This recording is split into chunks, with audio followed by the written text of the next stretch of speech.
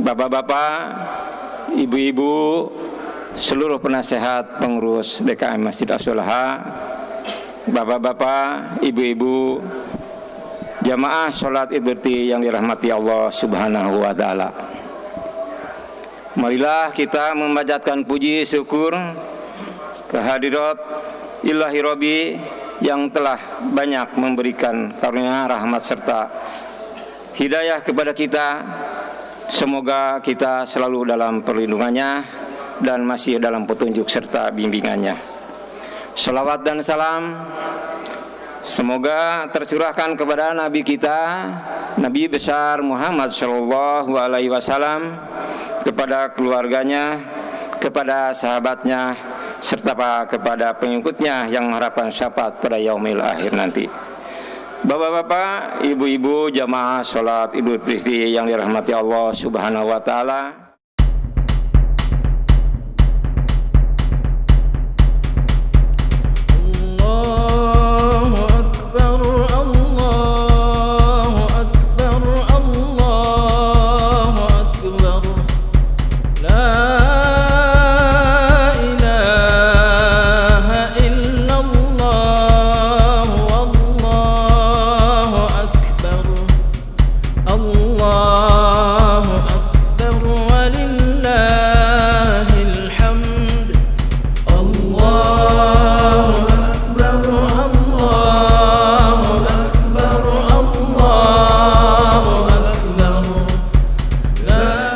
Ma'asyiral muslimina wal muslimat, jamaah salat Idul Fitri rahimakumullah. Tiada kata yang pantas terucap selain pujian yang setinggi-tingginya kehadirat Allah Subhanahu wa Ta'ala.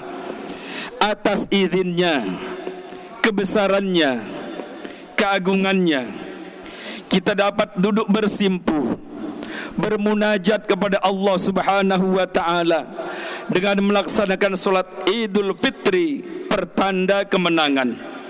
Setelah sebulan penuh kita tunaikan ibadah puasa Ramadan. Sungguh ini merupakan kebahagiaan yang tidak dapat diukur dengan materi, kegembiraan yang tidak dapat dibeli dengan uang, di mana kita bersama-sama telah berhasil menahan diri dari segala bentuk emosional, amarah, syahwat, lapar dan haus, dan juga keserakahan duniawi.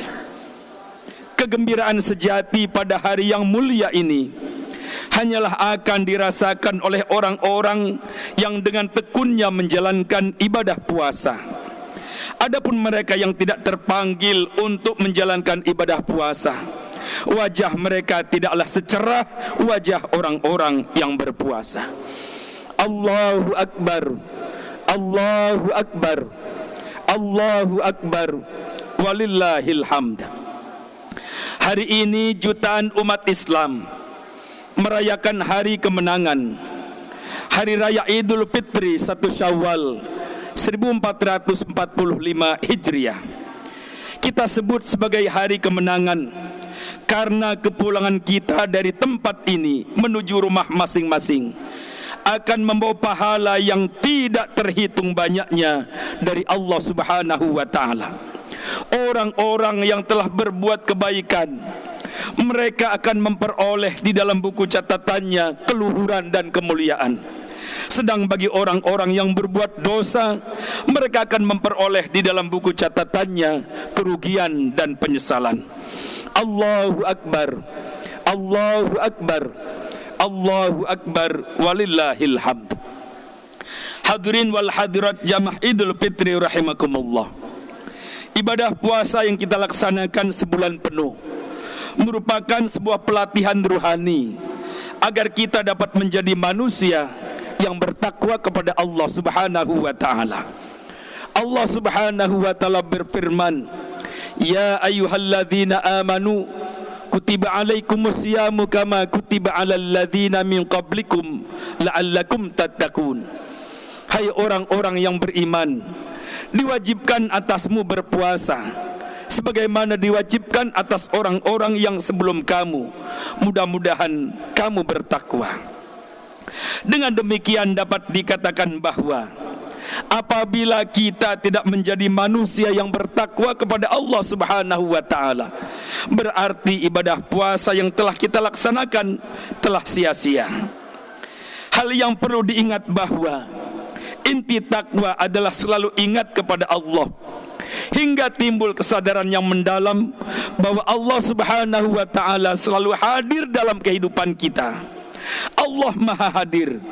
Dia bersama kita dimanapun kita berada. Wa huwa ma'akum aynama kuntum wallahu bima ta'maluna basir. Dan dialah Allah selalu bersamamu dimanapun kamu berada, dan Allah Maha melihat atas apa yang kamu kerjakan.